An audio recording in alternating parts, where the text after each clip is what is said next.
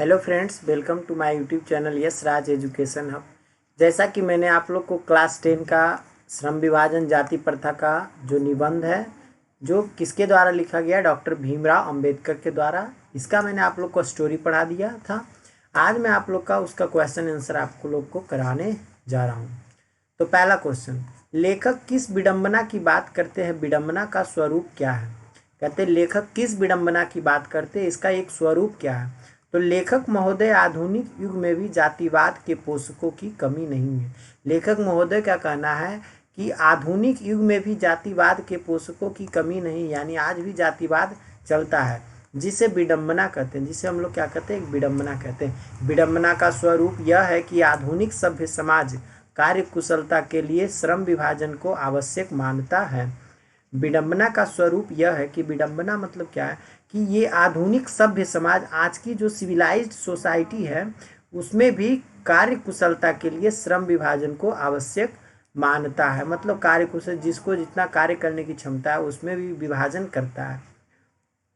क्योंकि जाति प्रथा भी श्रम विभाजन का ही दूसरा रूप है, इसलिए इसमें हमें कोई बुराई नहीं है। क्योंकि जाति प्रथा भी श्रम विभाजन का क्या है, एक दूसरा रूप है, इसलिए इसमें कोई बुराई नहीं है। नेक्स्ट क्वेश्चन, जातिवाद के पोषकों उसके पक्ष में क्या तर्क देते हैं? तो जातिवाद के पोषक जातिवाद के पक्ष में अपना तर्क देते हुए उसकी उपयोगिता को सिद्ध करना चाहते हैं। पहला, जातिवाद का कहना है कि आधुनिक सभ्य समाज कार्य कुशलता के लिए श्रम विभाजन को आवश्यक मानता है। यानी जातिवाद जो है, आधुनिक सभ्य समाज कार्य कुशलता के लिए श्रम विभाजन को आवश्यक मानता है, क्योंकि श्रम विभाजन जाति प्रथा का ही दूसरा रूप है। क्योंकि श्रम विभाजन जो है जाति प्रथा का दूसरा रूप है, इसलिए श्रम विभाजन में कोई बुराई नहीं है। जातिवादी समर्थकों का कहना है कि माता पिता के सामाजिक स्तर के अनुसार, यानी गर्भधारण के समय ही मनुष्य का पेशा निर्धारित कर दिया जाता है। कहते हैं कि यही एक पोषक की क्या ये कमी है। दूसरी कमी ये है कि जब बच्चा गर्भ में ही रहता माँ के घर में, तो उस वक्त ही उसको निर्धारित कर दिया जाता है कि ये जब भी पैदा होगा, जब बड़ा होगा तो ये काम करेगा। लेकिन ऐसा नहीं होना चाहिए। हिंदू धर्म पेशा परिवर्तन की अनुमति नहीं देता है। भले ही वह पेशा अनुपयुक्त या पर्याप्त क्यों ना हो, भले ही उसमें भूखों मरने की नौबत आ जाए, लेकिन उसे अपनाना ही होगा, है ना। जातिवादियों का कहना है कि परंपरागत पेशे में व्यक्ति दक्ष हो जाता है और वह अपना कार्य सफलतापूर्वक करता है। जातिवादकों का कहना है कि परंपरागत पेशे में व्यक्ति दक्ष हो जाता है, मतलब निपुण हो जाता है। दक्ष का अर्थ हो गया निपुण। कहता है कि परंपरागत पेशे व्यक्ति दक्ष हो जाता है और वह अपना कार्य सफलतापूर्वक संपन्न करता है। जातिवादियों ने जातिवाद के समर्थकों में व्यक्ति की स्वतंत्रता को अपरिहित कर सामाजिक बंधन के दायरे में जीने मरने के लिए विवश कर दिया जाता है। उनका कहना है कि इससे सामाजिक व्यवस्था बनी रहती है और अराजकता नहीं फैलती है। जातिवादियों में जातिवाद के समर्थन में व्यक्ति की स्वतंत्रता अपरिहित कर, मतलब मनाकर, सामाजिक बंधन के दायरे में उसे जीने मरने के लिए विवश कर दिया जाता है, यानी मजबूर कर दिया जाता है। उनका कहना है कि इसमें सामाजिक व्यवस्था बनी रहती है और अराजकता नहीं फैलती है। नेक्स्ट क्वेश्चन, जातिवाद के पक्ष में दिए गए तर्कों पर लेखक के प्रमुख आपत्तियां क्या है? कहता है क्वेश्चन, जातिवाद के पक्ष में यानी जातिवाद के साइड में दिए गए तर्कों पर लेखक की प्रमुख आपत्ति क्या क्या है? तो देखते हैं। जातिवाद के पक्ष में दिए गए तर्कों, ये तर्कों गलत लिखा हुआ, तर्कों पर लेखक ने कई आपत्तियां उठाई है जो चिंतनीय, जो चिंता करने योग्य है। चिंतनीय मतलब होता है चिंता करने योग्य।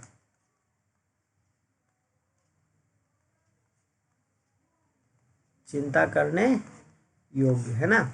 पहला, लेखक के दृष्टिकोण में जाति प्रथा गंभीर दोषों से युक्त है। लेखक के दृष्टिकोण में जाति प्रथा जो है गंभीर दोष से युक्त है, मतलब भरा हुआ, उसमें ढेर सारा दोष है। जाति प्रथा का श्रम विभाजन मनुष्य की स्वेच्छा पर निर्भर नहीं करता। जाति प्रथा का जो है श्रम विभाजन मनुष्य की इच्छा पर निर्भर नहीं करता, बल्कि उसे विवश किया जाता है। मनुष्य की व्यक्तिगत भावना या व्यक्तिगत रुचि का इसमें कोई स्थान या महत्व नहीं रहता। मनुष्य का जो व्यक्तिगत भावना यानी निजी अपना भावना, व्यक्तिगत रुचि का इसमें कोई स्थान या कोई महत्व नहीं रहता। आर्थिक पहलू से भी अत्यधिक हानिकारक जाति प्रथा है। आर्थिक पहलू यानी इकोनॉमिकल पहलू से भी ज़्यादा हानिकारक क्या है? जाति प्रथा है। जाति प्रथा मनुष्य की स्वाभाविक प्रेरणा, रुचि व आत्मशक्ति को दबा देती है। जाति प्रथा जब आती है तो उसके अंदर स्वाभाविक प्रेरणा और उसमें आत्मशक्ति, कुछ काम करने की शक्ति को दबा देती है। साथ ही अस्वाभाविक नियमों में जकड़कर निष्क्रिय भी बना दिया जाता है। नेक्स्ट क्वेश्चन, जाति भारतीय समाज में श्रम विभाजन का स्वाभाविक रूप क्यों नहीं कही जा सकती?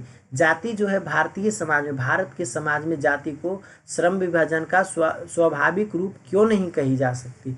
तो भारतीय समाज में जाति श्रम विभाजन का स्वाभाविक रूप कही नहीं जा सकती, नहीं कही जा सकती। श्रम के नाम पर श्रमिकों का विभाजन है। श्रम यानी मेहनत के नाम पर क्या है? श्रमिकों का विभाजन किया गया है। जिस तरह का लोग मेहनत करते हैं उस तरह का उसमें एक विभाजन होता है कि ये अच्छा ही कर रहा है, ये खराब कर रहा है, ये कम काम कर रहा है, ये ज़्यादा कर रहा है। श्रमिकों के बच्चों को अनिच्छा से अपने बपौती काम करना पड़ता है। श्रमिकों मतलब मेहनत करने वाले बच्चों को अनिच्छा से यानी बिना इच्छा से अपने बपौती मतलब जो अपने बाप का जो संपत्ति, अपने पिता का जो संपत्ति, उस पर ही काम करना पड़ता है, जो आधुनिक समाज के लिए स्वाभाविक रूप नहीं है, जो आधुनिक समाज के लिए स्वाभाविक रूप से यह नहीं मानते हैं।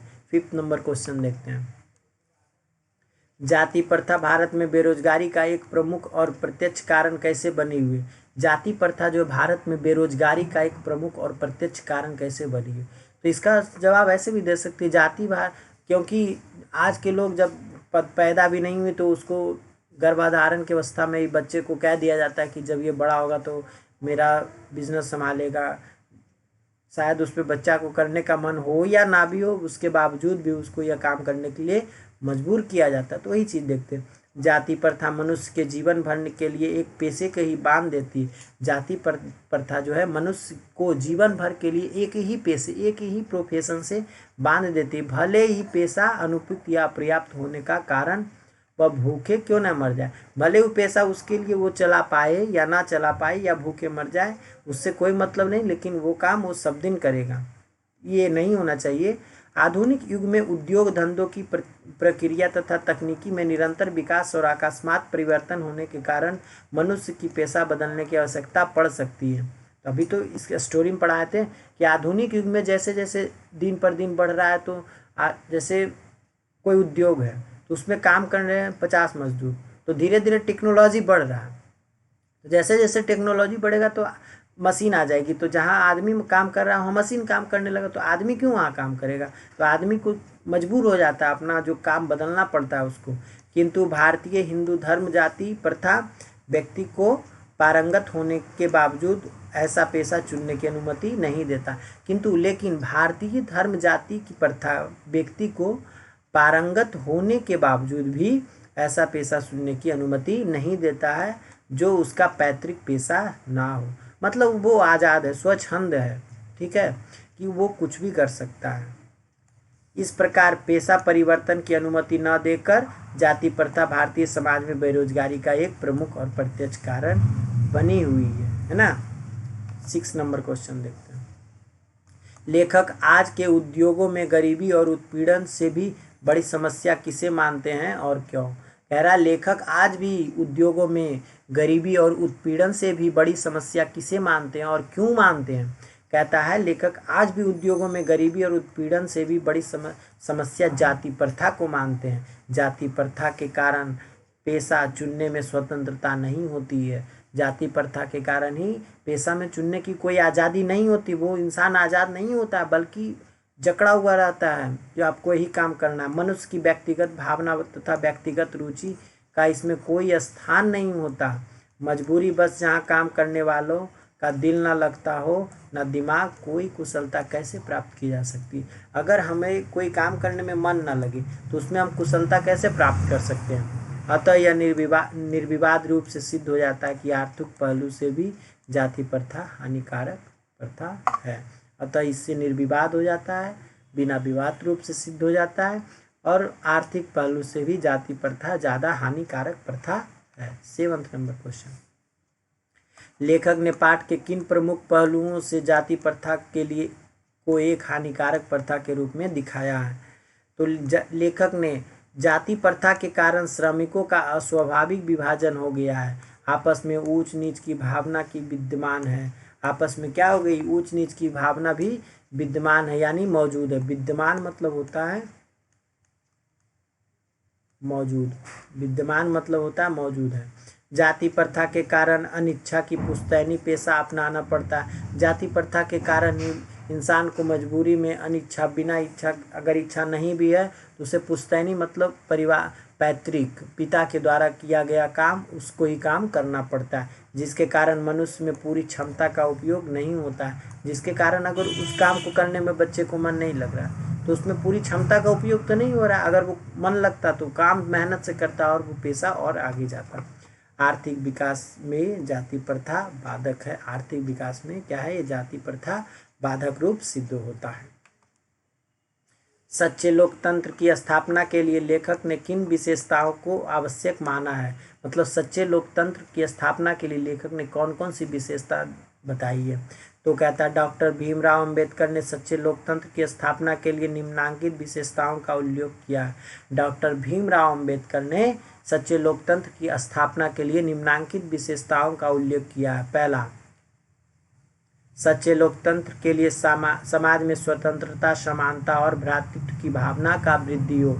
सच्चे लोकतंत्र तब बनेगी जब हमारे समाज में स्वतंत्रता हो, लोग स्वतंत्र हो कोई भी काम करने के लिए, समानता हो, बराबर का अधिकार हो, और भ्रातृत्व मतलब भाईचारा का भावना हो लोगों में।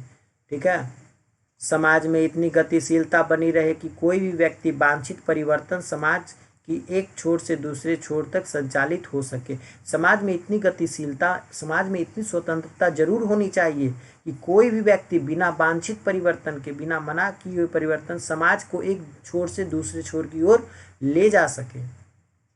समाज में बहुविध हितों में सबका भाग होना चाहिए। समाज के बहुविध हितों में सबका भाग होना चाहिए, सबको भाग लेना चाहिए और सबको उनकी रक्षा के प्रति सजग रहना चाहिए, है ना।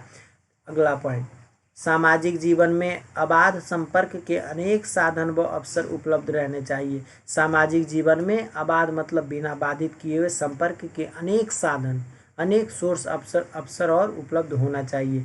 जिस तरह दूध और पानी के मिश्रण में जिस तरह दूध पानी के मिश्रण की तरह भाईचारा होना चाहिए और समाज में लोगों के एक दूसरे के प्रति भ्रातृत्व की भावना होनी चाहिए, वैसा जैसे दूध और पानी के मिश्रण की तरह भाईचारा होता है।